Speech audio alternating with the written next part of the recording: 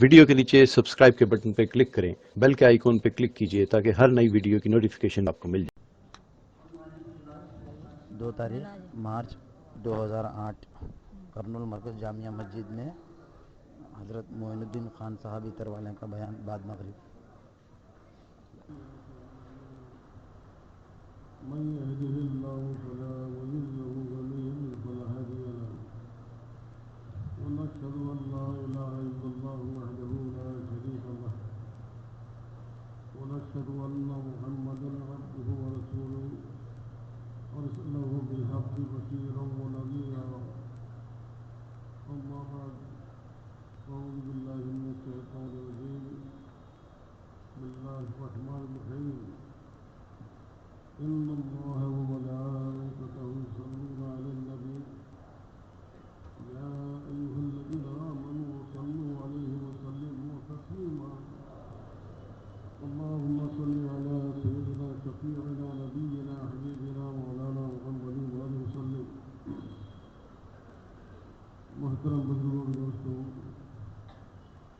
آج ساری دنیا میں بدامنی اور بے چینی پھیلی ہوئی ہے۔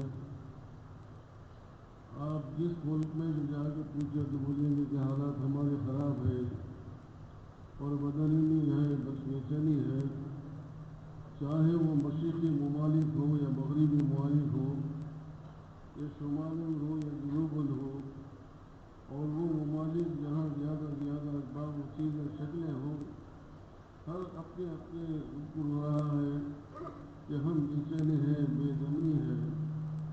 آخر یہ بے چینی کا اور یہ بد امنی کا حل کیا ہے؟ آج ساری دنیا کے اندر آپ اور ہم روزانہ اخباروں میں اس پر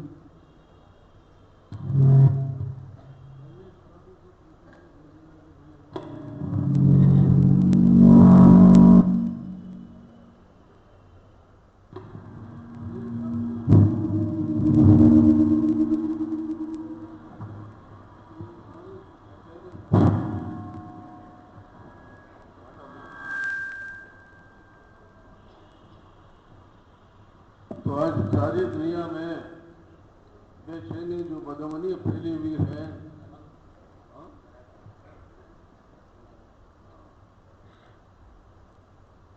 آج ساری دنیا میں بے چینی اور جو بدامنی پھیلی ہوئی ہے، اور ہر ایک آدمی اپنے اپنے حالات کے اعتبار سے سوچ رہا ہو رہا ہے کہ آخر یہ بے چینی کا اور یہ بدامنی کے حل کیا ہے، دور ہونے کا حل کیا ہے؟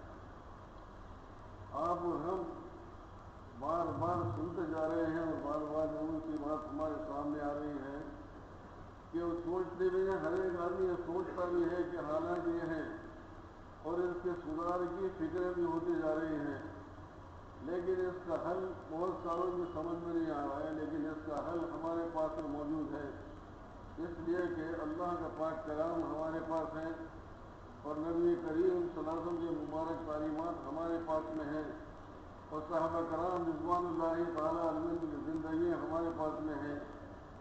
ہم اگر غور کرتے اور بار بار اگر سوچتے تو بات مسئلے کا حل ہمارے سامنے ہو۔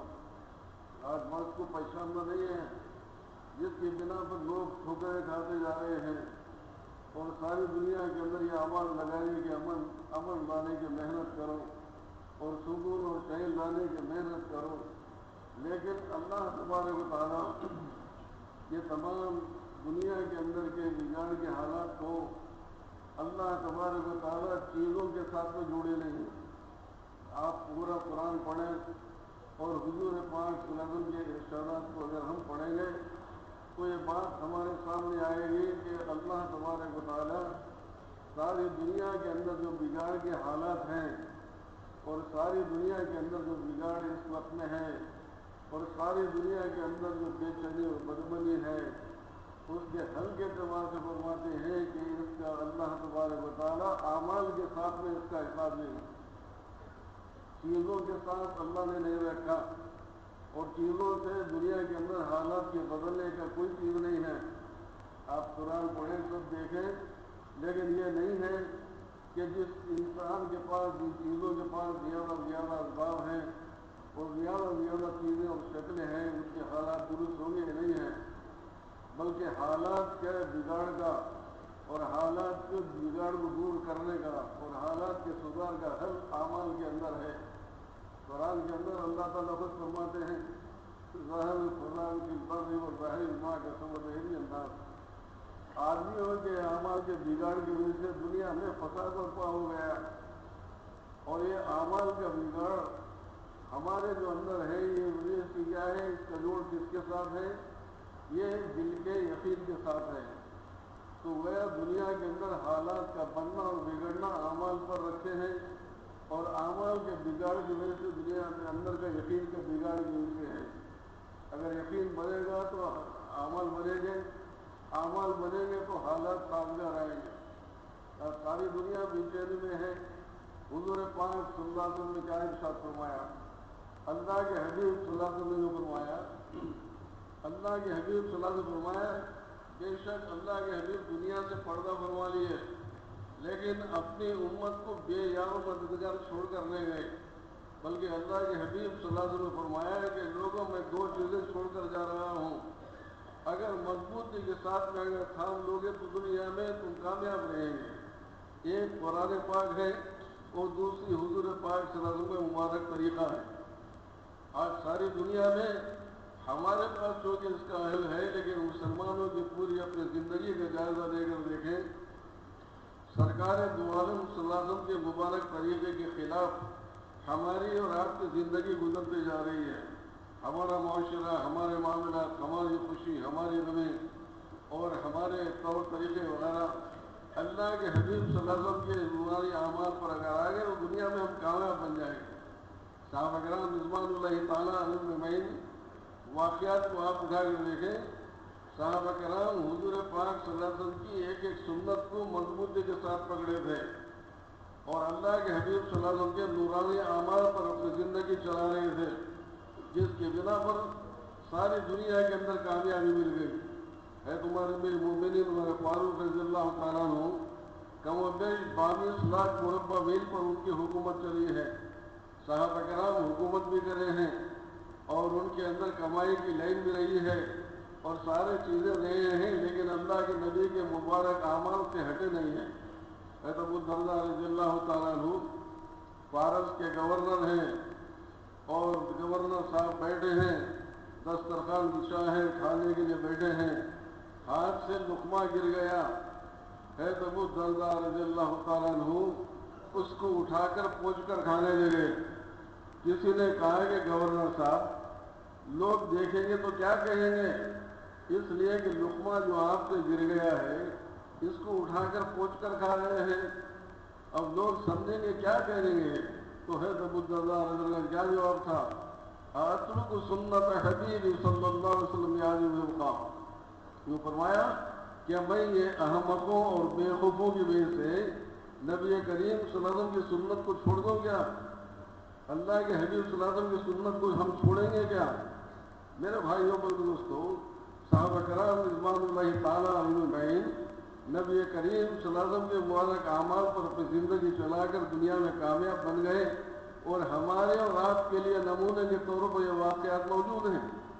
لیکن آج ہم اب یہ سوچتے ہیں کہ بھئی وہ اونٹوں کے زمانے کی بات ہے اور وہ اس زمانے کے واقعات ہیں، لیکن آج کے دور کے اندر یہ چلنا مشکل اور محال ہے، چاہے قرآن پاک کے اس زمانے کے حد تک ہے، رہتی دنیا تک کے لیے اللہ کا پاک کلام ہے۔ جو آدمی اس پر اپنے اعمال کو چلائے گا اور اللہ کی مرضیات پر تو زندگی کو چلائے گا تو دونوں جہانوں میں اللہ اس کو کامیابی دیں گے۔ آج ہم قرآن کے اندر اللہ کیا فرماتے ہیں؟ وَلَا تَهِنُوا وَلَا تَحْزَنُوا وَأَنْتُمُ الْأَعْلَوْنَ إِن كُنتُم مُؤْمِنِينَ، تمہیں کامیاب اور سربلند رہو گے اگرچہ کہ تم مومن ہو۔ اب مومن اگر بھائی اللہ فرمانے اگرچہ کہ تم مومن ہو، تو اب یہ ساری دنیا کے اندر تو ساری چیزیں کس طرف اشارہ ہے؟ حقیقی ایمان، حقیقی مومن خالی صرف بول پر نہیں ہے، بلکہ وہ ایمان کی حقیقت اگر ہمارے اندر آ جائے، اب ہم دنیا میں کامیاب بنیں گے، عمل ہمارے سے ہوتا جائے گا۔ حضور پاک صلی اللہ علیہ وسلم کی زندگی، سرکار دو عالم صلی اللہ علیہ وسلم کی محنت، جو 23 سالہ محنت ہے وہ اس کو اگر 2 حصوں میں اگر تقسیم کر دیا جائے تو 13 سال مکی زندگی کے ہیں اور 10 سال مکی مدینہ منورہ کی زندگی کے ہیں. یہ 23 سال محنت نبی کریم صلی اللہ علیہ وسلم نے اس لیے نہیں فرمائی تھی کہ لوگ تجارت کے اندر بہت بڑے در پر پہنچے. سرکار دو عالم صلی اللہ علیہ وسلم نے محنت اس لیے نہیں فرمائی تھی کہ لوگ کاروبار میں اور چیزوں اور شکلوں کے اندر فائز ہوں. اس کے لیے اللہ کے حبیب صلی اللہ علیہ وسلم نے فرمائی، بلکہ 13 سال مکی مکرمہ کی زندگی میں اللہ کے حبیب صلی اللہ علیہ وسلم صحابہ کرام کے اندرون بنانے کی محنت کی ہے، اندر کی مایا بنانے کی محنت کی ہے. صحابہ کرام کی پٹائی ہو رہی ہے.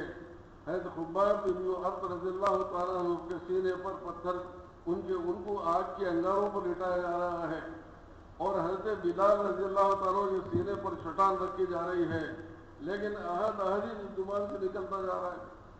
کفار کی طرف سے یہ پوچھا گیا، جس اللہ کی تم دہائی دیتے ہو اور جس اللہ کو تم پکارتے ہو وہ اللہ تمہاری مدد کیوں نہیں کرتا؟ ہم مار رہے ہیں تو مار کھاتے جا رہے ہیں، وہ اللہ تمہاری حفاظت کیوں نہیں کرتا اور وہ اللہ تمہاری مدد کیوں نہیں کرتا؟ صحابہ کرام رضوان اللہ تعالیٰ عنہم کا ایک ہی جواب ہوا کرتا تھا، فرماتے تھے کہ ہمارا ایمان ابھی اس سطح پر نہیں آیا ہے جس سطح پر آنے پر اللہ کی مدد آیا کرتی ہے. ابھی تو ہم بول رہے ہیں، ابھی ہمارا ایمان اس اسٹیج پر نہیں آیا، ابھی ہمارا ایمان اس سطح پر نہیں آیا جس سطح پر آنے پر اللہ کی مدد آیا کرتی ہے. جب ہم محنت کر کر اپنے ایمان کو سطح پر لائیں گے، اب بتائیں گے کہ اللہ کی مدد کیا ہوتی ہے. تو 13 سال مکہ مکرمہ میں نبی کریم صلی اللہ علیہ وسلم نے محنت فرمائی اندرون کے بنانے کی. اعمال کے اعتبار سے دیکھا جائے تو مکہ مکرمہ میں زکوٰۃ فرض نہیں ہوئی، اور مکہ مکرمہ کے اندر پردے کے احکامات نہیں آئے، مکہ مکرمہ کے اندر شراب حرام ہونے کے احکامات نہیں آئے، مکہ مکرمہ میں روزہ وغیرہ فرض نہیں ہوا، نہ حج فرض ہوا ہے. آپ اہل علم حضرات سے پوچھیں، حضور پاک صلی اللہ علیہ وسلم نے 9 سال تک مکہ مکرمہ میں محنت فرمائی. 10ویں سال نبی کریم صلی اللہ علیہ وسلم کو معراج نصیب ہوئی اور طائف کا سفر اس وقت میں فرمایا. ابو طالب کا انتقال ہو چکا. حضرت بی بی خدیجہ کبریٰ رضی اللہ تعالیٰ عنہا جو نبی کریم صلی اللہ علیہ وسلم کی اہلیہ محترمہ ہیں اور ام المومنین ہیں، ان کا انتقال ہوا. تو حضور پاک صلی اللہ علیہ وسلم سفر کے مہینے میں طائف کا سفر فرمایا، اور پھر اس کے بعد واپس آنے کے بعد میں رجب میں معراج نصیب ہوئی جب نماز فرض کی گئی. اور بعض روایتوں کے اندر 12ویں سال لکھے ہیں، بعض میں 10ویں، بعض میں ہے. بہرحال 10-12 سال تک مکہ مکرمہ میں کوئی فرض ہی نہیں ہے، اندرون بنانے کی محنت ہوتی جا رہی ہے اور اندر کی مایا کے بنانے کی محنت ہوتی جا رہی ہے. اور اس کے بعد میں مدینہ منورہ جانے کے بعد میں میرے بھائیوں میرے دوستوں، ہجرت کا 14واں سال ہے اور شراب کا دور چل رہا ہے. اور اس زمانے میں شراب کے تعلق سے واقعات میں آتا ہے، جس کے پاس جتنی پرانی شراب رہتی وہ بڑا معزز خیال کیا کرتے تھے. اب دور چل رہا ہے، ابھی شراب حرام نہیں ہوئی ہے اور اعلان ہوا کہ شراب حرام کر دی گئی، تو تاریخ میں آتا ہے جو صحابہ کے ہاتھ میں گلاس تھا وہ منہ تک نہیں آیا، اور جو منہ تک آیا ہے وہ حلق تک نہیں اترا، اور واقعی اسی وقت میں شراب کو پھینک دیا گیا. تو ایسے شراب بہی جیسا کہ گندے نالیوں میں پانی بہتا ہے. یہ کب ہوا؟ اعمال کب ہوئے؟ اندر بن گئی، اندر کی مایا بنی. اب احکامات آتے گئے تو عمل کرنا آسان بن گیا. آج ہمارا معاملہ کیا ہے؟ اندرون بنانے کی محنت کے اعتبار سے ہم سوچتے نہیں، ہمارے اندر بگاڑ اعمال کا آ گیا، جس کی بنا پر آج ساری دنیا کے اندر فساد ہی فساد پھیل رہا ہے. یہ کس کی بنا پر ہے؟ مسلمانوں کے اعمال یا غیروں کے اعمال پر؟ میرے محترم دوستوں، حدیث میں ہے کہ ایک بھی اگر کوئی اللہ اللہ بولنے والا رہے گا اور ایک بھی ایمان والا دنیا میں رہے گا تو یہ زمین و آسمان و چاند ستارے جو اس وقت میں گردش میں ہم نکل رہے ہیں یہ چلتے رہیں گے. اور ایک بھی اللہ اللہ بولنے والا نہیں رہے گا، یہ زمین و آسمان کو اللہ توڑ پھوڑ دیں گے، اس کی کوئی ضرورت نہیں ہے. تو گویا دنیا کا یہ پورا نظام ایمان والوں کی وجہ سے ہے اور یقین والوں کی وجہ سے ہے، جنہوں نے محنت کی اور اندر ان کی بنانے کی مایا کی، حالات بھی ان کے لیے سازگار ہیں اور ڈرنے اور خوف کی بات نہیں رہی۔ دعوت و تبلیغ میں کیا کہتے جا رہے ہیں؟ ہم جو ہے سارے لوگوں کے سامنے کھل کر کیا بات کرتے جا رہے ہیں؟ بات سمجھ میں آنے کے لیے کہنا ہے، ایک ہوتا ہے جسم اور ایک ہوتا ہے اس کی روح، اور جب تک جسم میں روح ہے اور وہ اس کے لیے مفید ہے، چلنا پھرنا کھانا سونا جاگنا بیپار اور بزنس وغیرہ سب کچھ انسان کے اندر روح ہونے کی وجہ سے ہے۔ روح ہے تو کاروبار بھی ہو رہے ہیں، روح اندر ہے تو ساری چیزیں چلتے جا رہے ہیں، کھا رہے پی رہے اور پیتے جا رہے ہیں۔ جب جسم کے اندر کی روح نکل جائے گی اور کوئی اعضاء جسم کے نہیں رہیں گے، پورے رہیں گے، لیکن ہر آدمی بولے گا کہ یہ تو مردہ ہے، اس کو فوراً اٹھاؤ یہاں سے، اس کو فوراً اٹھا دو، اس لیے کہ گندگی پھیل جائے گی، فوراً اس کو دفن کر دو، اس لیے کہ اندر کی چیز نکل چکی اور روح اندر سے چلے گئی اور خالص جسم ہے، اور جس کی بنا پر بدبو پھیلتے جانے کا ڈر ہے، جس کی بنا پر دفن کا اعلان ہو رہا۔ وہاں سمجھ میں آنے کے لیے کہنا ہے کہ جتنے بھی دنیا میں یہ کاروبار کے نقشے ہیں، چاہے ملازمت ہو، چاہے تجارت ہو، چاہے کھیتی کا کام ہو، چاہے دوسری شکلیں و چیزیں ہیں، یہ ایسے ہیں گویا کہ ایک جسم ہے، گویا کہ ایک جسم ہے، اور اللہ کے احکامات اس کی روح ہیں، اللہ کے احکامات اس کی روح ہیں۔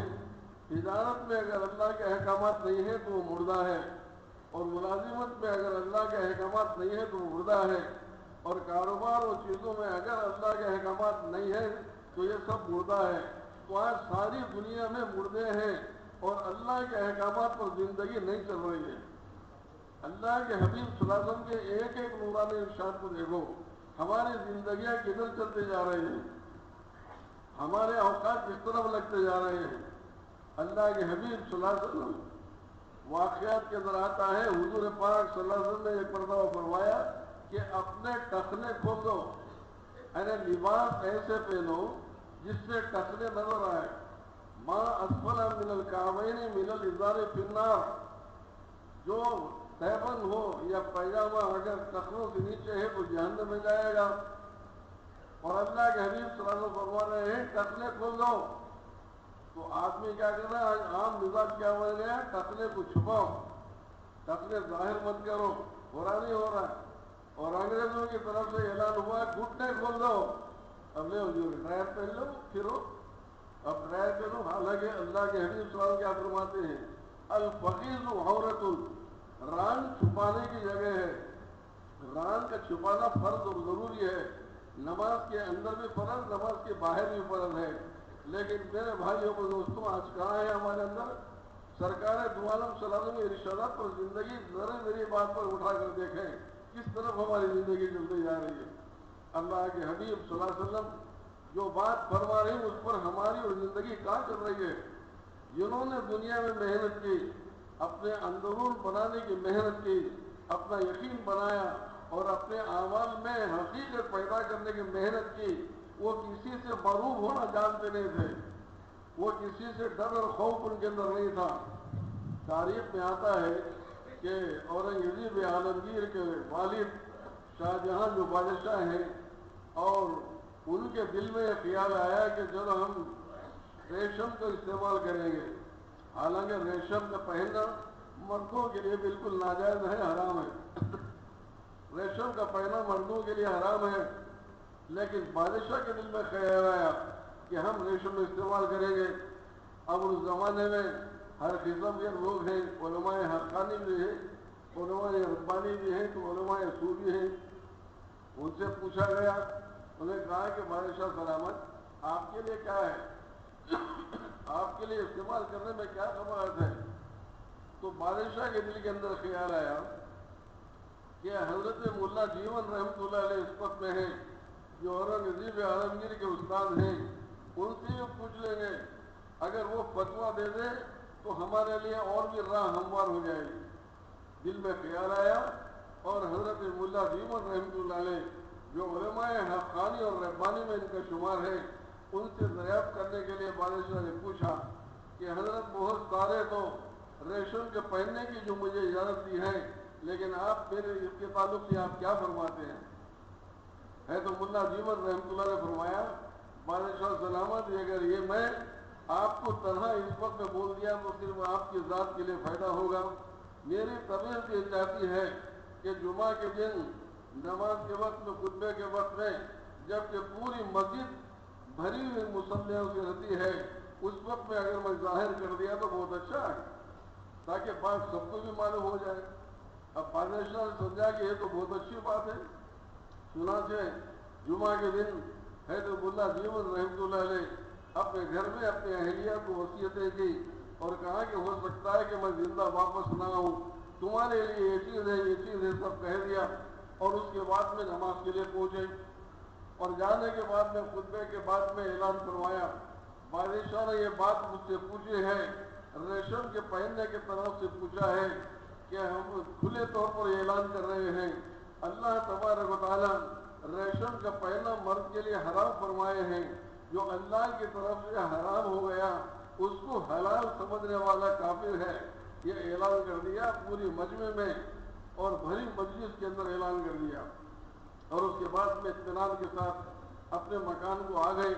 اور آنے کے بعد میں بادشاہ نے دل کے اندر خیال کیا ہے تو میں تو پورے لوگوں کے سامنے ذلیل ہو گیا، اب ان کی خبر لینا ہے اور ان کو ختم کرنا ہے۔ یہ سوچ کر اپنے فوجیوں میں سے کچھ کو روانہ فرمایا کہ ان کو جا کر فوراً گرفتار کرو۔ چنانچہ یہ فوجی آنے کے پہلے اورنگزیب عالمگیر رحمۃ اللہ علیہ جو ان کے شاگرد تھے اپنے استاد کے پاس میں آئے، اور آ کر اپنے استاد ملا دیوبند رحمۃ اللہ علیہ سے کہا کہ حضرت آپ نے جو اعلان فرمایا ہے، ہمارے باپ غصے میں آ گئے ہیں اور چراغ پا ہو گئے ہیں، اور آپ کو ختم کرنے کے لیے فوجیوں کو روانہ فرمایا ہے، اس لیے میری رائے یہ ہے کہ آپ یہاں سے اگر کہیں روپوش ہو گئے تو بہت اچھا ہے۔ اللہ والے تھوڑے ہی ڈرنے والے تھے، جن کا اندرون بنا تھا، جن کے نمازوں میں حقیقت آ گئی تھی اور جن کے اعمال میں جان تھی، وہ تھوڑے ہی ڈرنے والے تھے۔ اور واقعہ یہ سننے کے بعد میں حضرت ملا دیوبند رحمۃ اللہ نے فرمایا، اچھی بات ہے، فوج کو اور ساتھیوں کو ہم کو گرفتار کرنے کے لیے تمہارے والد بھیج رہے ہیں، تو ہم کو بھی ہمارے اللہ پر ناز ہے۔ اور اس کے بعد فرمایا، لاؤ میرا بھی ہتھیار لاؤ، میں بھی دیکھتا ہوں کہ یہ کیا کرتا ہے۔ اس طرف اشارہ ہے، اور انگریزی عالمگیر سمجھ گئے کہ استاد کا اشارہ کس طرف ہے۔ ان کے دل میں خیال ہے کہ یہ فوراً اگر مصلی بچھائیں گے اور وضو بنا کر نماز پڑھیں گے اور اسی وقت میں اگر دعا کریں گے تو سب کچھ ختم ہو جائے گا۔ یہ سوچ کر تاریخ میں آتا ہے اورنگزیب عالمگیر گھبرا کر اپنے والد کے پاس میں آئے اور آ کر انہوں نے کہا کہ ابا جی، آپ جو ہے فوجیوں کو روانہ فرمایا ہے، میں یہ دیکھ کر آ رہا ہوں کہ وہ بھی اپنے ہتھیار کو تیز کر رہا ہے، اگر وہ مصلی بچھائے اور وضو بنا کر 2 رکعت نماز پڑھے اور اللہ سے مانگے تو آپ اور ہم یہ پورا قبیلہ اور خاندان سب کچھ ختم ہو جائے گا۔ اس لیے یہ مانگنے کے پہلے ان کے پاس جا کر عاجزی سے انکسار سے معافی مانگو۔ تاریخ میں آتا ہے اتنا بڑا بادشاہ اور اتنے سرزمین پر حکومت کرنے والا بادشاہ ننگے سر ننگے پیر بھاگ کر آیا ہے، اور وہ گلی پونچھے سب کچھ گواہ ہیں۔ حضرت کے پاس میں آ کر یوں کہا کہ حضرت آپ مجھے معاف فرما دیجیے، مجھ سے خطا ہو گئی۔ میرے محترم دوستو، صحابہ کرام رضوان اللہ تعالیٰ اجمعین نے بھی اپنے اندر کی مایا بنانے اور اپنے یقین کو بنانے کی محنت کی، جس کی بنا پر ساری دنیا کے اندر کامیاب ہو۔ آج ہمارا اور آپ کا معاملہ کیا ہے؟ حضور پاک صلی اللہ علیہ وسلم کے دامن کو چھوڑنے کی وجہ سے، اللہ کے حبیب صلی اللہ علیہ وسلم کے طریقے سے ہٹنے کی وجہ سے، اللہ کے اوامر ہماری زندگی میں جانے کی وجہ سے آج ساری دنیا کے اندر ہم ذلیل ہیں، اور ساری دنیا میں ہمارا کوئی مقام نہیں ہے۔ اللہ کے حبیب صلی اللہ علیہ وسلم نے ارشاد فرما دیا، اللہ کے حبیب یوں فرمایا، ان قریب ایک ایسا زمانہ آنے والا ہے، ان قریب ایک ایسا زمانہ آنے والا ہے، لوگ تمہارے یعنی مسلمانوں کے کھا جانے کے واسطے ایک دوسرے کو ایسے دعوت دیں گے جیسا کہ دسترخوان پر بیٹھنے والا ایک دوسرے کی تواضع کرتا ہے، اور ہر قوم ایک دوسرے کو ترغیب دے جائے گی کسی طرح سے مسلمانوں کو ہلاک کر دیا جائے، کسی طرح سے مسلمانوں کو ہلاک کر دیا جائے۔ صحابہ کرام رضوان اللہ تعالیٰ علیہم اجمعین نے عرض کیا کہ اللہ کے حبیب، کیا اس زمانے میں ہماری تعداد گھٹ جاتی کیا؟ آج مختصر سی جماعت ہماری ہے اور ساری دنیا میں ہماری قوت اور طاقت کا ڈنکا بج رہا ہے اور ہمارے سے لوگ تھر رہے اور کانپتے جا رہے ہیں، کیا اس زمانے میں ہماری تعداد گھٹ جائے گی کیا؟ اللہ کے حبیب صلی اللہ علیہ وسلم فرمایا کہ نہیں، تمہاری تعداد گھٹے گی نہیں بلکہ تمہاری تعداد بڑھ جائے گی، اور تمہارا خوف ان کے دلوں سے جاتا رہے گا اور تم سیلاب کی جھاگ کی مانند بے جان ہو جاؤ گے۔ اللہ کے نبی فرما رہے ہیں تم سیلاب کے جھاگ کے مانند بے جان ہو جاؤ گے اور تمہارے اندر مہل پیدا ہو جائے گی۔ صحابہ کرام رضوان اللہ تعالیٰ علیہم اجمعین نے عرض کیا کہ اللہ کے نبی مہل کیا چیز ہے؟ فرمایا دنیا کی محبت اور موت کا خوف، یہ دو چیزیں تمہارے اندر آ جائیں گی تو تم سیلاب کے جھاگ کے مانند بے جان ہو جاؤ گے۔ آج ساری دنیا میں ہم بے جان ہیں، اکثریت ہماری ہے، مال اور اسباب ہیں اور حکومتیں ہماری ہیں، لیکن ساری دنیا میں ہم ذلیل و خوار اس وقت میں ہیں۔ ساری دنیا میں ہمارا کوئی مقام اس وقت میں نہیں ہے۔ وجہ اس کی کیا ہے؟ ہم اللہ کے حبیب صلی اللہ علیہ وسلم کے نورانی اعمال کو پسے پش ڈال دیے اور اللہ کے اوامر پر ہماری زندگی نہیں چل رہی ہے اور خواہشات پر اپنی زندگی چلا رہے ہیں، جس کی بنا پر اللہ کی طرف سے مدد اور نصرت کے دروازے کھلتے چل جانے کے بجائے اللہ کی طرف سے مدد کے دروازے نہیں کھل رہے ہیں۔ میرے محترم دوستوں، حضور پاک صلی اللہ علیہ وسلم ہمارے اور آپ کے لیے اور سب کے لیے رحمت بن کر تشریف لائے تھے، اور اللہ کے حبیب صلی اللہ علیہ وسلم نے کامیابی کی باتیں بتلا دی تھی۔ آج اللہ کے حبیب صلی اللہ علیہ وسلم کے طریقے اور اعمال کو چھوڑ دیے ہم۔ ایک مرتبہ ایک آدمی اندھے جو ہوتے ہیں، اندھے کی کامیابی کا راز کیا ہے؟ اندھے کی کامیابی کا راز کیا ہے؟ وہ آنکھ والے کی اشارے پر چلے۔ آنکھ والے کے اشارے پر جو اندھا چلے گا وہ منزل مقصود کو پہنچے گا، اور اگر کسی کمرے میں اگر 40-50 اندھے اگر موجود ہیں اور دروازہ اگر بند ہے تو ان کو راستہ نہیں نکلے گا، اس لیے کہ کوئی ایک آنکھ والا نہیں ہے تو سروں کو ٹکرا کر ختم ہوں گے لیکن راستہ نہیں ملے گا۔ تو اندھے کی کامیابی کا راز آنکھ والے کے اشارے پر چلنا۔ آنکھ والے کے اشارے پر چل گیا وہ کامیاب ہے۔ ایک آنکھ والا ہے تو 10-20 اندھوں کو صحیح روٹ پر ڈال سکتا ہے، اس لیے کہ اس کے اشارے پر چل رہے اور اس کی بات پر چل رہے ہیں اور اس کے سہارے پر چل رہے، وہ کامیاب ہے۔ ایک اندھا جو ہے، ایک اندھا ایک درخت کے پاس لیٹ گیا، درخت کے پاس لیٹا، اور اٹھنے کے بعد میں اکثر اندھوں کی عادت کیا ہوتی ہے؟ اکثر اندھوں کی عادت یہ ہوتی ہے کہ وہ آزو بازو کی چیزوں پر ہاتھ ڈال کر دیکھتے ہیں۔ اب ایک بازو میں ایک سانپ سردی کی وجہ سے ٹھٹر رہا ہے، سانپ ٹھٹرتا جا رہا ہے۔ اب اس وقت میں اندھا ادھر ادھر بازو میں ہاتھ ڈال کر سانپ کے اوپر ہاتھ پڑ گیا۔ اب وہ سانپ چونکہ سردی کی وجہ سے کانپ رہے ہیں تو سکڑ کر ہے، وہ کچھ بھی کرتا نہیں ہے، اور یہ اندھا اس کو پکڑ لیا۔ اندھا اس کو پکڑ لیا۔ اب پکڑنے کے بعد میں کسی آنکھ والے نے کہا کہ بھائی یہ سانپ ہے جس کو تو پکڑا ہے۔ اب اس نے کہا کہ نہیں، یہ چھیننے کی کوشش کر رہا تھا، یہ سانپ نہیں ہے، اگر سانپ رہتا تو یہ ڈس لیتا، یہ نکالنے کے لیے تو اعلان کر رہا۔ اب اس نے کہا کہ نہیں یہ سانپ ہے۔ اب وہ اپنے سینے کو لگا لیا، اپنے بغل میں رکھ لیا، جب اس کی گرمی اس کو محسوس ہوئی تو ڈس لیا۔ اب یہ ڈس لیا اس لیے کہ یہ آنکھ والے کی بات کو نہیں ماننے کی وجہ سے، آنکھ والے کی بات کو یقین نہیں کرنے کی وجہ سے وہ سانپ ڈس لیا اور ختم ہو گیا۔ تو آج ساری دنیا میں جتنے لوگ ہیں وہ سارے کے سارے اندھے انسان ہیں، چاہے وہ انجینئر ہو، چاہے وہ ڈاکٹر ہو، چاہے بڑے حکومت والے ملک کے صدر ہو، چاہے وزیر اعظم ہو اور دنیا میں جتنے بھی اسباب اور شکل و چیزوں رکھنے والے ہیں، یہ سارے کے سارے انسان اندھے ہیں اور نبی کریم صلی اللہ علیہ وسلم آنکھ والے ہیں۔ اس لیے آنکھ والے، اس لیے کہ جنت اور جہنم کو دیکھنے کے بعد اللہ کے حبیب صلی اللہ علیہ وسلم آنکھ والے ہم اندھے، خبر کے عذاب کو دیکھنے کے بعد سے حضور پاک صلی اللہ علیہ وسلم آنکھ والے اور ہم اندھے، اور پھر آخرت کے اندر جو چیزیں آنے والی ہیں اور اس کے اعتبار سے دیکھنے کے اعتبار سے حضور صلی اللہ علیہ وسلم آنکھ والے ہم اندھے۔ تو آج ہم کیا ہے، سرکار دو عالم صلی اللہ علیہ وسلم کے بتائے علم پر اور اللہ کے حبیب صلی اللہ علیہ وسلم کے بتائے ہوئے عمل پر نہیں چلنے کی وجہ سے اور ان کے اشاروں پر زندگی نہیں چلانے کی وجہ سے ہم دنیا میں ناکامیاب۔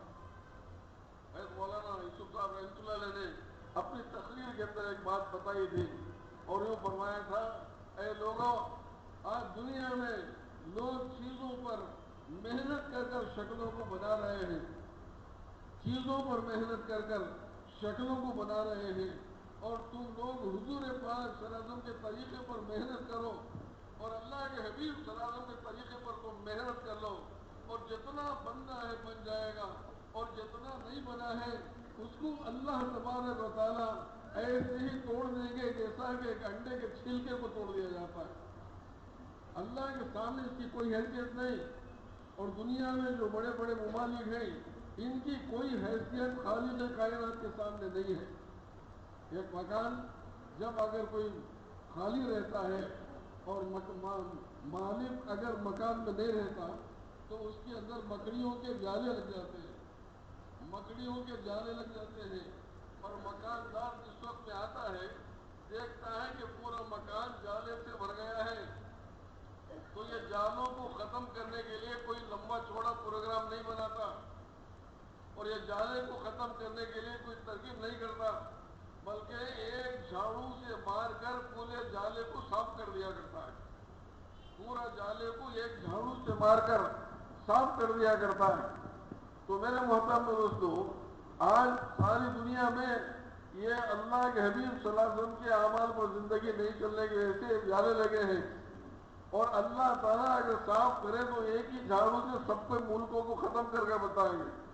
قرآن میں جتنے بھی واقعات ملتے ہیں، چاہے وہ فرعون کا ہو یا نمرود کا ہو، اور جتنے بھی بڑی بڑی حکومت وہ کرنے والے، تاریخ میں آتا ہے چار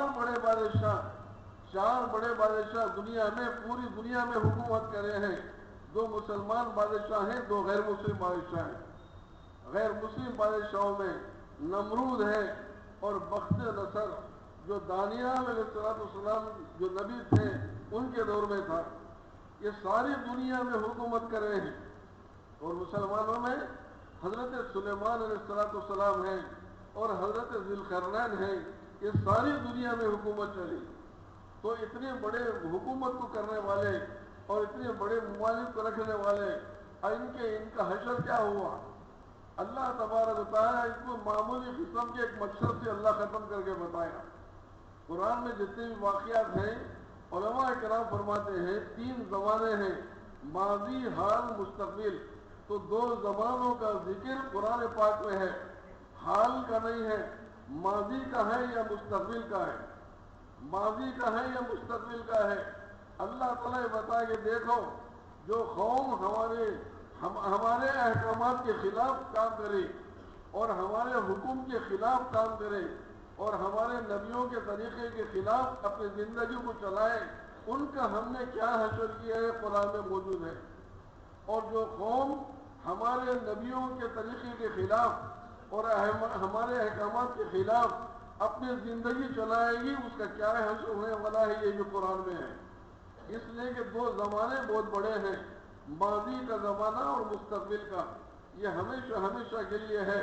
اس لیے دو زمانوں کا ذکر آپ کو قرآن کے اندر ملے گا، حال کا نہیں ملے گا۔ تو میرے محترم دوستو، ہمارا اور آپ کا معاملہ یہ ہے کہ ہر شخص اپنی اپنے اعمال کا اور اپنے زندگیوں کا جائزہ لینا ہے کہ آیا ہماری اپنی زندگی اللہ کے نبی صلی اللہ علیہ وسلم کی مرضیات پر اور خالق کائنات کے احکامات پر ہماری زندگی چلتی جا رہی ہے، نہیں چلتی جا رہی ہے۔ اور ہمارا معاملہ ایسا ہے یا نہیں ہے؟ اگر ہم کریں گے تو کامیاب بنیں گے۔ عقل ہر ایک انسان کو دیے ہیں اور اللہ تعالیٰ کو سمجھ بوجھ دیے ہیں، اگر ہم صحیح طور پر اگر استعمال کریں تو کامیاب بنیں گے۔ عقل دیے ہیں اللہ تعالیٰ، حدیث میں ہے اللہ کے حبیب صلی اللہ علیہ وسلم نے فرمایا وعن ابن عمر رضی اللہ تعالیٰ عنہ قال اتيت النبي صلى الله عليه وسلم عاشر عشرة فقام رجل من الانصار فقال يا نبي الله من اكيس الناس ويحب الناس؟ قال اكثرهم ذكرا للموت واكثرهم استعدادا للموت اولئك الاكياس ذهب بشرف الدنيا وكرامة الاخرة۔ حضرت عبداللہ ابن عمر رضی اللہ تعالیٰ فرماتے ہیں ہم 10 آدمی نبی کریم صلی اللہ علیہ وسلم کی خدمت میں حاضر ہوئی ہے، جس میں ایک میں تھا۔ ایک انصاری نے سوال کیا اللہ کے حبیب صلی اللہ علیہ وسلم عقل مند آدمی کون ہے؟ صحابہ کرام پوچھتے تھے اور دریافت کرتے تھے، ان کے ذہن میں آیا اور پوچھے اللہ کے حبیب صلی اللہ علیہ وسلم عقل مند آدمی کون؟ نبی کریم صلی اللہ علیہ وسلم نے یہ نہیں فرمایا کہ جو دنیا میں مال و دولت کو اکٹھا کر لے وہ بڑا عقل مند، اور دنیا میں بڑے عہدوں کو حاصل کر لے وہ بڑے عقل والے، یا دنیا میں بڑے بڑے ڈگریوں کو حاصل کر لے وہ بڑے عقل مند۔ سرکار دو عالم صلی اللہ علیہ وسلم نے یہ باتیں نہیں فرمائی، بلکہ 2 باتیں اللہ کے حبیب صلی اللہ علیہ وسلم نے فرمائی۔ قال اکثرهم ذکر للموت، وہ لوگ عقل مند ہیں جو کثرت کے ساتھ اپنی موت کو یاد رکھتے ہیں، جو کثرت کے ساتھ اپنی موت کو یاد رکھتے ہیں، اور فرمایا اور پھر بعد مرنے کی جو زندگی آنے والی ہے اس کی تیاری کر لیتے ہیں۔ یہ 2 ہی باتیں، اور فرمایا اولئک الاکیاس ذهبوا بشرف الدنیا وکرامۃ الاخرہ، یہی وہ لوگ ہیں جو دنیا کی شرافت اور آخرت کا اعزاز لے اڑے۔ میرے محترم دوستو، ہمارا اور آپ کا سوچنے کا میزان کیا ہے؟ ہم کیا سوچتے ہیں؟ اسباب ہو، مال ہو، دولت ہو اور جمع کر لے بڑے عقل مند آدمی، بڑے عقل کی بات۔ اللہ تعالیٰ عقل دیے ہیں تو صحیح طور پر استعمال کرنا۔ اور ایک کچھ مزدور جو ہے کام کر رہے ہیں، مزدور کام کرتے جا رہے ہیں، اور کنٹریکٹر جو ہے کام کرا رہا ہے، اور مزدور مٹی اٹھا رہے ہیں، مزدور مٹی اٹھاتے جا رہے ہیں۔ اب ایک مزدور کو دیکھا ہے کہ سب جو ہے پورے مزدور ٹوکری بھر کر مٹی لے آ رہے ہیں، اور ایک مزدور آدھی ٹوکری لے آ رہا ہے۔ اب آدھی لے آ رہا ہے، آدھی لے آتا رہا تو دیکھتا ہے کنٹریکٹر بلا کر پوچھا کیا رے میاں کیا بات ہے؟ سارے مزدور جو ہے پوری ٹوکری بھر کو لے آ رہے ہیں اور تمہیں آدھی ٹوکری لے آ رہی کیا جی؟ اب سمجھانے کا کیسا طریقہ ہے؟ وہ مزدور نے کہا کہ صاحب یہ سب کام چورا ہے، صاحب یہ سب کام چور ہے۔ تو کئی کو کیسے کام چور؟ ڈبل چکر لگتی ہے وہ کو فل لے آ رہی ہو، میں نہیں تو میں فل میں بھائی ڈبل کر لو 2 وقت کتوں ہوئی، میں 2 وقت چکر لگا دوں، یہ کام چورا ہے اس وقت سے لے آ رہی۔ سمجھانے کا کیسا طریقہ ہے؟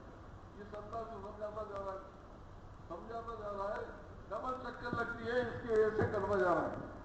تو میرے بھائیو دوستو، عقل وغیرہ سب کچھ اللہ تعالیٰ دیے ہیں، اگر صحیح لائن پر اگر ہم استعمال کریں ہم کامیاب بنیں گے۔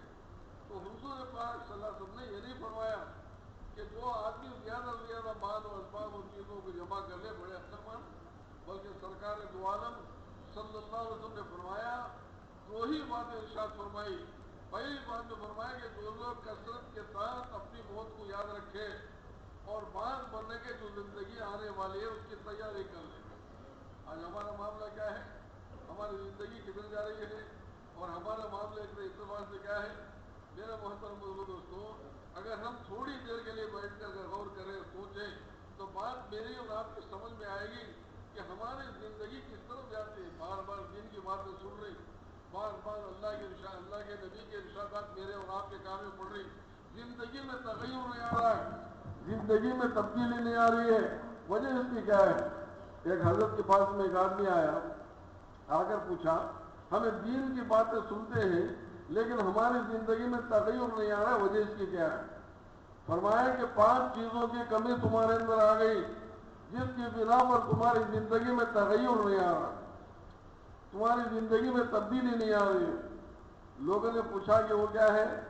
اللہ کی نعمتوں کو کھاتے ہیں اس کا شکر نہیں کرتے، اللہ کی نعمتوں کو کھاتے ہیں اس کا شکر نہیں کرتے، اور گناہ کرتے ہیں استغفار نہیں کرتے، اور جتنا تم جانتے ہیں اس پر عمل نہیں کرتے، اور بزرگوں کی صحبت میں بیٹھتے ہیں ان کا اتباع نہیں کرتے، اور پانچویں بات فرمایا مردوں کو اپنے ہاتھ سے دفن کرتے ہیں اس سے عبرت نہیں لیتے۔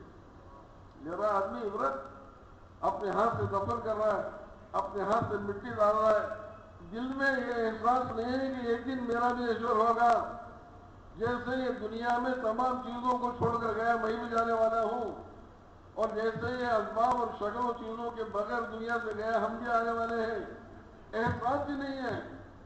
حضرت شفیق بلخی رحمۃ اللہ نے فرمایا، ایک مرتبہ فرمایا، تین چیزوں پر عمل کرے بغیر اگر کوئی آدمی علم کے 80 صندوق بھی پڑھ لے تو فائدہ نہیں ہوگا، 80 صندوق کتابوں کے پڑھ لے تو بھی فائدہ نہیں ہے، تین چیزوں پر عمل کرے بغیر۔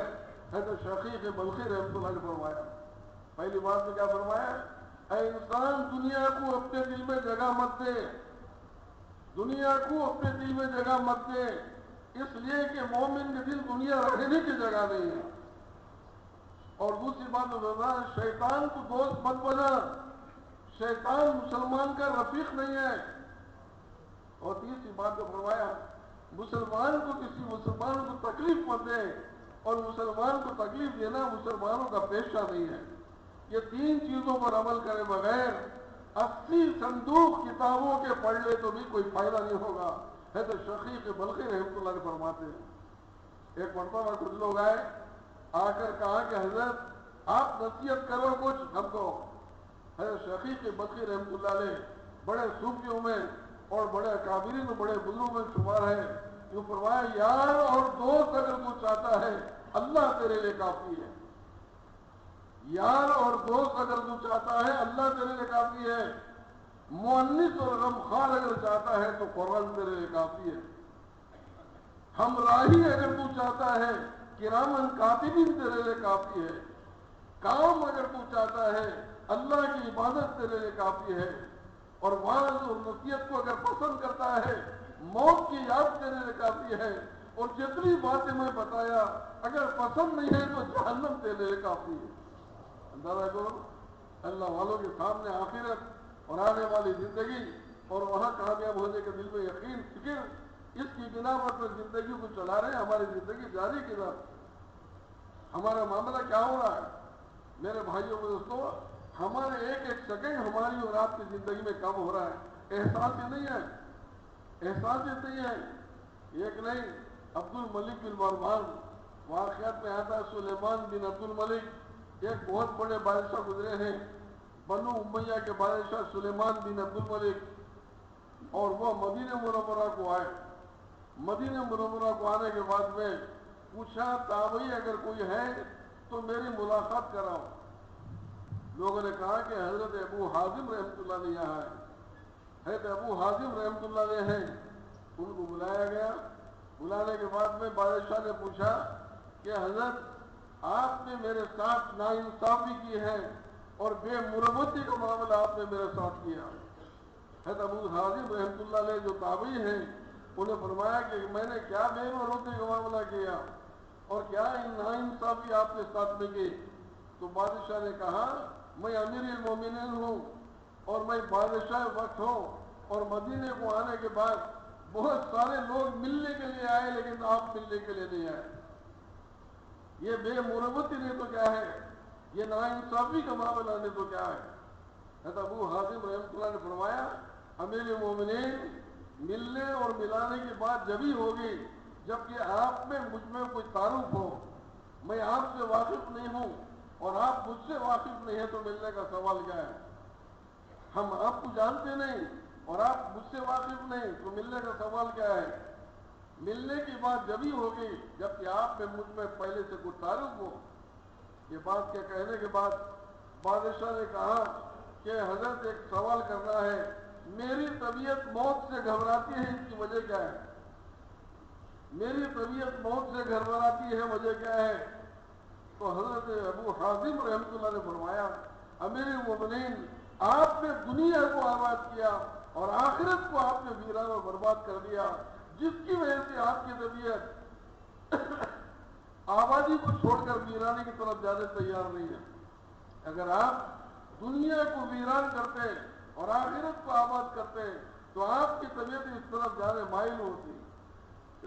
لیکن افسوس آپ نے دنیا کو آباد کر دیا ہے اور آخرت کو آپ نے ویران و برباد کر دیا ہے. ابو حازم رحمۃ اللہ علیہ جا رہے ہیں, ایک گوشت کی دکان پر گزر ہوا اور تھوڑی دیر کے لیے بیٹھ کر دیکھتے رہے. دکاندار نے کہا کہ حضرت کیا آپ کی طبیعت گوشت کھانے چاہ رہی ہے کیا؟ ابو حازم رحمۃ اللہ نے فرمایا کہ طبیعت چاہ رہی ہے لیکن جیب میں پیسے نہیں ہیں, میرے جیب میں پیسے نہیں ہیں. تو دکاندار نے کہا کہ حضرت آپ استعمال کر لیں, بات دے دیجیے, بعد میں دے دینا.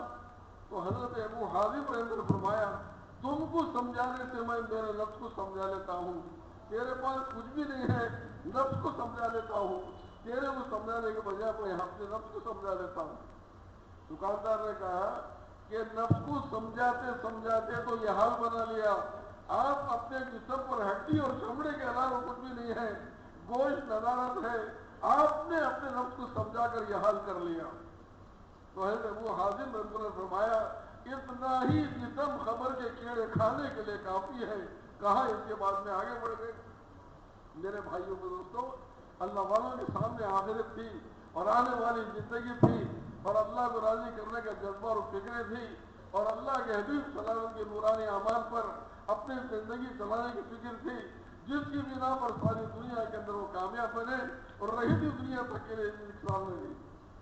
دعوت و تبلیغ میں جو بات بولتے ہیں وہ یہ ہے کہ ہم اور آپ بیٹھ کر کبھی سوچیں ہماری زندگی کدھر جا رہی ہے. اعمال بن رہی ہے, بگڑتے جا رہے ہیں, آخرت بن رہی ہے, سنور رہی ہے نہیں ہے, اور دنیا کی محبت دلوں سے نکل رہی ہے نہیں ہے.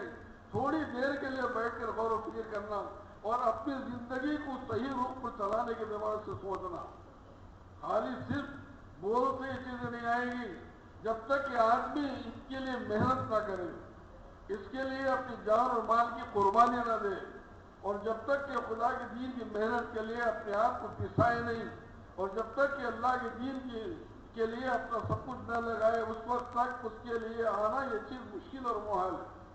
صحابہ کرام کتنی محنت کر رہے تھے, اپنا سب کچھ صحابہ کرام لٹا دیے, اپنی جانوں کو قربان کر دیے, اپنے بالوں کو قربان کر دیے, اپنے راحت و آرام کے نقشوں کو قربان کر دیے, اپنے اللہ کو راضی کرنے کے لیے سب کچھ چھوڑ دیے اور اپنا سب کچھ اللہ کی راہ کے اندر لگا دیا. یہاں تک کہ واقعات میں آتا ہے, ایک نہیں سینکڑوں واقعات ایسے ملتے ہیں صحابہ کرام رضوان اللہ تعالی علیہم اجمعین کے, جن کی قربانیاں وہ دیکھ کر ہمارے رونگٹے کھڑے ہو جاتے ہیں کہ کیا قربانی صحابہ کرام نے اللہ کے مبارک دین کے لیے دی ہے, اور خدا کے دین کے لیے کتنی قربانیاں اپنے بچوں کو اپنے سب کچھ قربان کرنے کے لیے تیار ہیں. حضور پاک صلی اللہ علیہ وسلم احد کی لڑائی چل رہی ہے, اللہ کے حبیب صلی اللہ علیہ وسلم خود تشریف فرمائے ہیں اور 50 تیر اندازوں کو اللہ کے نبی صلی اللہ علیہ وسلم نے فرما دیا کہ اس مقام پر رہو, ایک مقام بتا دیا اور یہ 50 تیر اندازوں کو وہاں رکھ دیا کہ یہاں رہو جب تک کہ ہم نہ کہیں ہٹنا نہیں. تاریخ میں آتا ہے صحابہ کرام کو اللہ نے کامیابی دی اور کامیاب بن گئے, فتح ہوئی تو وہ مورچہ اور وہ چیز وہ جگہ کو چھوڑ دیا, اور وہ جماعت کے جو امیر تھے عبداللہ بن جبیر رضی اللہ تعالیٰ عنہ, انہوں نے فرمایا کہ اللہ کے حبیب صلی اللہ علیہ وسلم میں ارشاد ہے یہاں سے نہیں ہٹنا. تو اس وقت میں وہ جو صحابہ تھے ان کو ایک اجتہادی غلطی ہو گئی اور انہوں نے کہا کہ اب تو ہم کامیاب بن گئے ہیں, فتح ہو گئی ہے, اور یہ مورچے میں رہنے کی کیا ضرورت ہے. چنانچہ اس جگہ کو چھوڑ دیا. خالد بن ولید ایمان نہیں لائے تھے اور وہاں سے آ کر حملہ کر دیا. صحابہ کرام بیچ میں آئے, پسپا ہوئے اور 70 قوم میں صحابہ کرام شہید ہوئے, اور اللہ کے حبیب صلی اللہ علیہ وسلم کے جسم اثر میں خوف کے حلقے اٹک گئے اور اللہ کے حبیب صلی اللہ علیہ وسلم کے دندان مبارک شہید ہو گئے اور اللہ کے حبیب صلی اللہ علیہ وسلم اس وقت سے بے ہوش ہو گئی. میرے محترم بزرگوں دوستوں, حال یہ ہو گیا اور چاروں طرف سے بیچ میں آ کر صحابہ کا یہ حال ہو گیا, اور اس کے بعد میں حضور پاک صلی اللہ علیہ وسلم یہ صحابہ کرام کو لے کر نکلے. حمراء الاسد ایک مقام ہے, حمراء الاسد ایک مقام ہے, اور وہ مقام پر آ کر حضور پاک صلی اللہ علیہ وسلم کے ساتھ صحابہ کرام بیٹھے ہیں. جسموں سے خون جا رہا ہے اور جسموں پر پٹیاں بنی ہوئی ہیں اور آرام کی سخت ضرورت ہے. ابو سفیان ایمان نہیں لائے تھے, ان کو معلوم ہوا کہ ایسا حال اس وقت میں ہے, تو اعلان فرمایا کہ جا کر پھر حملہ کریں گے تاکہ کھلی فتح ہمارے کو ہو جائے. جب اللہ کے حبیب صلی اللہ علیہ وسلم کو معلوم ہوا ابو سفیان بھی حملہ کرنے کے لیے آ رہے تھے, تو اللہ کے حبیب صلی اللہ علیہ وسلم نے اعلان فرمایا کہ جتنے صحابہ یہ احد کی لڑائی میں ہمارے ساتھ تھے وہی آنا, نیا آدمی کوئی اس وقت میں نہیں آنا, نیا نہیں آنا. صحابہ کی زبان سے یہ نہیں نکلا اللہ کے حبیب ہم تھک گئے ہیں اور آرام کی ضرورت ہے اور خون ہمارے جسم سے بہ رہا ہے اور اس وقت میں ہم کو چھوڑیں اور لوگوں کو اس وقت میں لے, یہ زبان سے نہیں نکلا, یہ زبان سے نہیں نکلا. تاریخ میں آتا ہے اسی وقت میں وہ پورے صحابہ کرام اللہ کے حبیب صلی اللہ علیہ وسلم کے ارشاد پر کھڑے ہو گئے. حضرت جابر رضی اللہ تعالیٰ تشریف لائے, آ کر کہا کہ اللہ کے نبی آپ نے اعلان فرمایا ہے کہ اس جنگ میں نیا کوئی آدمی نہ آئے. اللہ کے حبیب یہ جنگ میں آنے کے پہلے میرے والد میں یہ بات چلی تھی, میرے باپ نے یوں کہا کہ بیٹے تم گھر میں رہو, میں جنگ میں جاتا ہوں, اور میں میرے والد سے کہا کہ ابا جی آپ مکان میں رہیے میں جنگ میں جاؤں گا, لیکن میرے والد نے کہا اے میرے بیٹے 7 تیری بہنیں ہیں, ان کی دیکھ بھال کے لیے تو رہ جا اور میں جنگ میں جاتا ہوں. اللہ کے حبیب میرے والد اس جنگ میں شہید ہو گئے ہیں اور یہ 7 بہنوں کی ذمہ داری مجھ کو دے کر گئے ہیں. اللہ کے نبی آپ نے اعلان فرمایا ہے کہ نیا کوئی آدمی نہیں آنا. اللہ کے حبیب آپ مجھے اجازت دے دیں, میں آنے کے لیے تیار ہوں. اللہ کے نبی نے یہ نہیں فرمایا کہ تیری 7 بہنوں کا کیا ہوگا, باپ تیرے شہید ہوئے ہیں, تیری بہنوں کا کیا ہوگا, ان کی دیکھ بھال کے رہ جائے, یہ نہیں فرمایا. بلکہ تاریخ بتاتی ہے کہ حضرت جابر رضی اللہ تعالیٰ عنہ کو اللہ کے نبی صلی اللہ علیہ وسلم نے اجازت مرحمت فرمائی. قربانے کی 17 صحابہ کرام نے دی تھی. جب جا کر ساری دنیا کے اندر ہم اور آپ اللہ کا نام لینے والے موجود ہیں, وہی غزوے میں اور وہی جنگ میں اور وہی عہد کے میدان میں جب حضرت حمزہ رضی اللہ تعالیٰ عنہ جو نبی کریم صلی اللہ علیہ وسلم کے محبوب چچا ہے, سرکار دو عالم صلی اللہ علیہ وسلم کے محبوب چچا ہے, شہید ہو گئے ہیں, اور اللہ کے حبیب صلی اللہ علیہ وسلم نے اپنے چچا کو دیکھا تو آنکھ نکالے گئے ہیں, کان کاٹ لیے گئے ہیں, سینہ چاک کر دیا گیا ہے اور دل نکال دیا گیا ہے. یہ حال اپنے محبوب چچا کو دیکھا. اس وقت میں اللہ کے نبی صلی اللہ علیہ وسلم نے فرمایا یہ جتنے بھی یہاں شہید ہوئے ہیں ان کے رونے والوں کے لیے مدینے کے بہت سارے ہیں, میرا چچا ایسا ہے ان کے لیے کوئی رونے والا بھی نہیں ہے. میرا محترم بزرگ دوستوں, بہت ساری خواتین آئیں اور کہا کہ اللہ کے حبیب ہم آپ کے چچا کے لیے روئیں گے. تاریخ میں آتا ہے حضور پاک صلی اللہ علیہ وسلم جنگ کے میدان کے اندر دیکھا ایک خاتون آ رہی ہے, تو حضرت زبیر بن عوام رضی اللہ تعالیٰ عنہ کو فرمایا کہ جو آ رہی خاتون ان کو روکو. وہ کون ہے؟ زبیر بن عوام کی والدہ حضرت صفیہ رضی اللہ تعالیٰ عنہ, جو حضور پاک صلی اللہ علیہ وسلم کی پھوپھی ہے اور حضرت حمزہ رضی اللہ عنہ کی بہن ہے. وہ جنگ کے میدان میں آ رہے ہیں اور اللہ کے حبیب کے منع کرنے پر انہوں نے کہا کہ میں نے سنا ہے میرے بھائی جنگ میں شہید ہوئے ہیں, میرے بھائی کے لیے میں کفن لے کر آئی ہوں اور کوئی بات نہیں ہے. تاریخ میں آتا ہے جب ان کی اجازت دی گئی اور وہ آئے اور 2 چادریں ہیں اور وہ ان کو 2 چادروں میں دفن کرنے کا ارادہ فرمایا, تو بازو میں دیکھا ایک صحابی حضرت سہیل رضی اللہ تعالیٰ عنہ کا بھی حال ہے اور اسی حال میں پڑے ہیں. چنانچہ 2 چادروں میں قرآن ڈالا گیا. بڑی چادر حضرت سہیل کے نام نکلی اور چھوٹی چادر حضرت حمزہ کے نام نکلی. تاریخ میں آتا ہے چھوٹی چادر ان کے سر پر ڈال رہے ہیں, پیر کھل رہے ہیں, اور پیر پردار نہیں سر کر رہا ہے، اسی حالت میں دفن فرمایا۔ میرے بھائیوں اور دوستوں، قربانیاں اور محنتیں اس انداز سے صحابہ کرام نے اللہ کے مبارک دین کے لیے دی تھی، اور جس کی بنا پر ساری دنیا میں اللہ کے مبارک دین کا کام چمکا، اور اللہ کے نبی صلی اللہ علیہ وسلم کے مبارک طریقے دنیا میں عام ہوئے، اور خالق کائنات کے احکامات پر زندگی چلنے کی فکریں ان کے دل کے اندر آئی۔ آج ہمارا معاملہ کیا ہے؟ ہم دکان کو چھوڑنے کے لیے تیار نہیں، ہم دوسروں میں محنت کیا کریں گے؟ دین ہماری اور آپ کی زندگی سے نکل رہا ہے، ہمارے بچوں اور ہماری اولاد میں سے نکل رہا ہے، ہمارے معاشرے اور ہمارے معاملات میں سے نکل رہا ہے، ہماری خوشی اور غمی میں غیروں کے طریقے ہیں، لیکن میرے بھائی دوستوں، ہم اپنے زندگی میں لانے کے بجائے ہم دوسروں میں کیا محنت کریں؟ ہر آدمی اپنے اپنے عمل کا جائزہ لے کر دیکھنا، ہر آدمی اپنے اپنے عمل کے اعتبار سے سوچنا کہ ہم اللہ کے مبارک دین کے لیے ہم نے کیا کیا، خدا کے مبارک دین کے لیے ہم نے کتنی محنت کی، اور اللہ کے مبارک دین کے لیے کتنے گھر بار کو سہولتوں کو قربان کیا۔ دعوت و تبلیغ میں یہ بات کہی جا رہی ہوئے ہے کہ اگر ہم تھوڑی سی محنت کریں گے اور خدا کے دین کی محنت میں اپنے آپ کو لگائیں گے، اور اللہ کے مبارک دین کے لیے اوقات کو لگائیں گے، اور اللہ کے مبارک دین کے لیے ہماری جان اور مال کو لے کر نکلیں گے، اور ساری دنیا میں چلیں گے پھریں گے، تو ایک تو یہ ہے دین ہماری زندگی میں آئے گا، اور اللہ کی طرف سے مدد اور نصرت کے دروازے ہمارے لیے کھلیں گے۔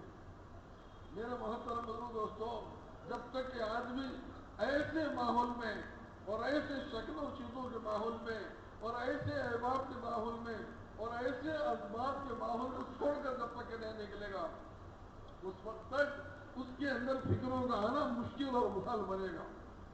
آج ہمارا معاملہ کیا ہے؟ حضرت مولانا علی میاں رحمۃ اللہ نے فرمایا، آج مسلمانوں کا یہ حال ہے، اسباب کو ارباب کا درجہ دے دیا۔ دکان سبب میں کے درجے میں کرنا تھا، ملازمت کو سبب کے درجے میں کرنا تھا، لیکن زبان سے کہتا ہے کہ بغیر مال کے کیسے ہوگا، بغیر اسباب کے کیسے زندگی چلے گی، اور بغیر کاروبار کے ہم کیسے بولیں گے، اور بغیر شکل و چیزوں کی ہماری زندگی کیسے چلے گی، اس قسم کے الفاظ نکالیں۔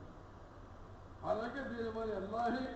میرے بھائیوں کو دوستوں، محنت کر کر کے اللہ کی مایا بنا لے کر اپنے عمل کو ٹھیک کریں گے تو دنیا میں جو یہ حالات کا بگاڑ ہے، اور دنیا میں جو حالات کی ناسازگاری ہے، اللہ اپنی قدرت سے حالات کو سازگار بنائے گا، اور یہ بگاڑ دور ہوگا۔ کب دور ہوگا؟ جبکہ ہم اپنے اعمال کو سدھار لیں گے، اور اندر کی مایا کو بنا کر اپنے اعمال کو سدھاریں گے، تو دنیا میں جو یہ حالات بگاڑ کے آتے جا رہے ہیں، یہ اللہ اپنی قدرت سے سدھاریں گے۔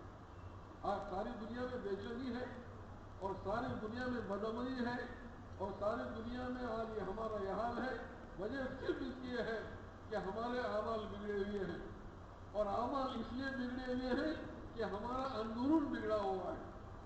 اندرون کو بنانے کی محنت کرنا، اس کے لیے کیا ہے؟ دکان میں رہتے رہتے دکان کے ہونے کا یقین آ گیا، مال میں رہتے رہتے مال کے ہونے کا یقین آ گیا، اور شکلوں چیزوں میں ہوتے رہتے رہتے اس سے ہونے کا یقین آ گیا۔ اب یہ تمام شکلوں اور چیزوں کو چھوڑنا پڑے گا۔ حضرت مولانا محمود عمر صاحب رحمۃ اللہ نے فرمایا کہ آدمی کے اندر جو شکلوں اور چیزوں سے ہونے کا یقین جو آ گیا ہے، اس کو نکالنے کے لیے ایک کام ہے، اور اللہ سے ہونے کا یقین دل میں لانے کے لیے بھی ایک کام ہے۔ شکلوں چیزوں سے ہونے کا یقین نکالنے کے لیے قربانی کے ساتھ ہجرت کیا جائے۔ قربانی کیا ہے؟ اپنی جان اپنا مال لگانا اور ہجرت کرنا۔ ہجرت کیا ہے؟ دکان کو، ملازمت کو، چیزوں کو، شکلوں کو چھوڑنا اور اللہ کی راہ میں نکلنا، یہ ہجرت ہے۔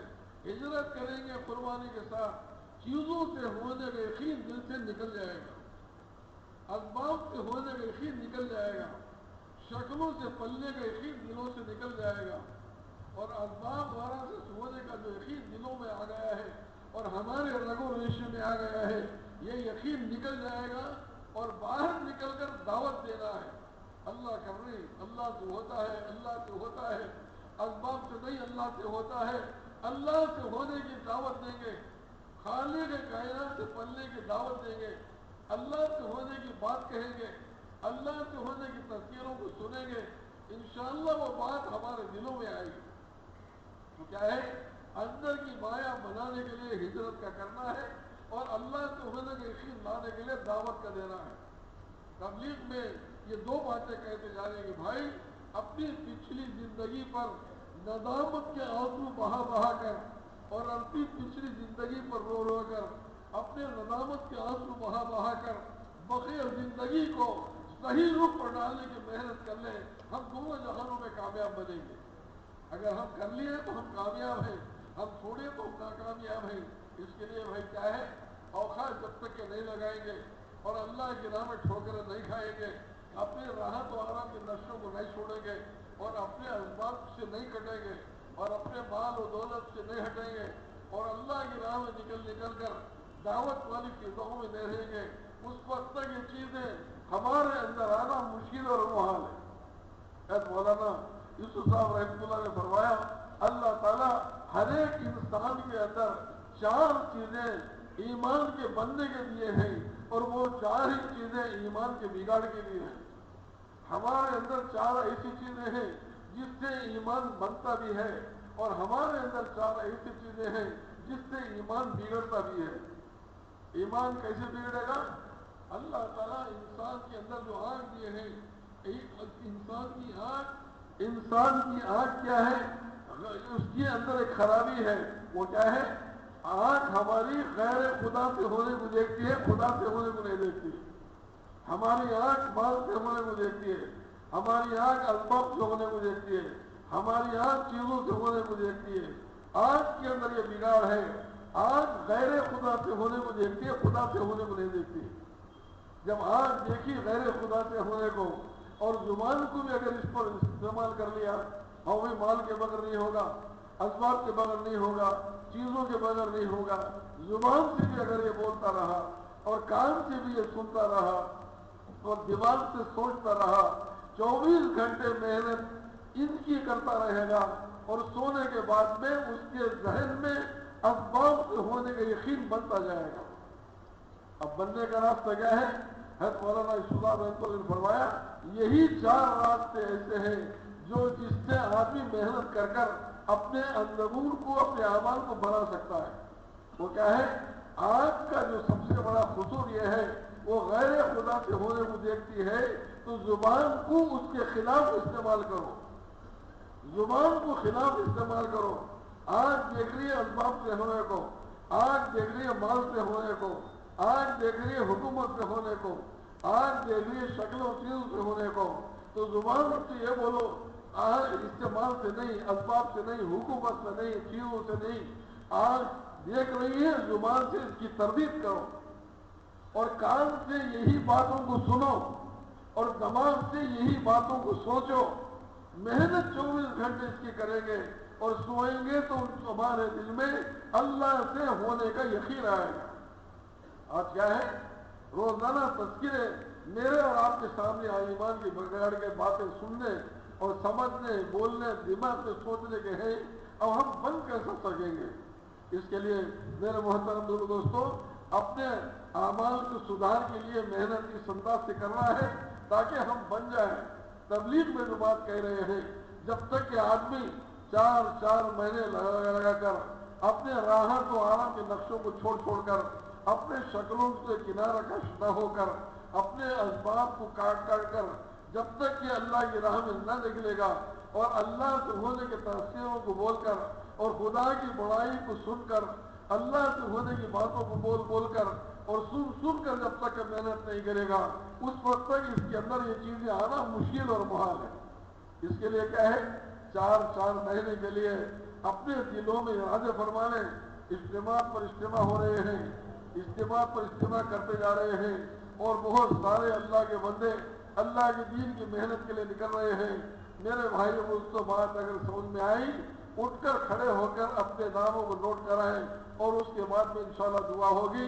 مجمع میں انتشار نہیں، اور جم کر بیٹھنا ہے، اور اپنے ساتھیوں میں تشکیل چلانا ہے، اور ہو سکتا ہے آپ کے کہنے پر کوئی تیار ہو جائے، اس لیے انتشار کرے بغیر، مجمع میں انتشار ڈالے بغیر، سب کچھ مل بیٹھ کر تشکیل کریں، اور اپنے ناموں کو نوٹ کرائیں.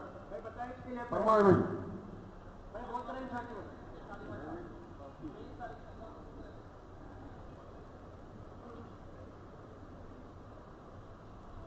الحمد لله رب العالمين يا رحم الراحمين يا رحم الراحمين يا رحم الراحمين يا ذا الجلال والإكرام يا ذا الجلال والإكرام. اللهم صل على سيدنا نبينا حبيبنا مولانا محمد وسلم. ربنا ظلمنا أنفسنا وإن لم تغفر لنا وترحمنا لنكونن من الخاسرين. رب اغفر وارحم وتجاوز عما تعلم إنك أنت العز الأكرم. اللهم إنك عفو كريم تحب العفو فاعف عنا. اللهم مصرف القلوب صرف قلوبنا على طاعتك يا مقلب القلوب ثبت قلوبنا على دينك. اللهم إن قلوبنا ونواسينا وجوارحنا بيدك لم تملكنا منها شيئا فإذا فعلت ذلك بنا فكن أنت ولينا واهدنا إلى سواء السبيل.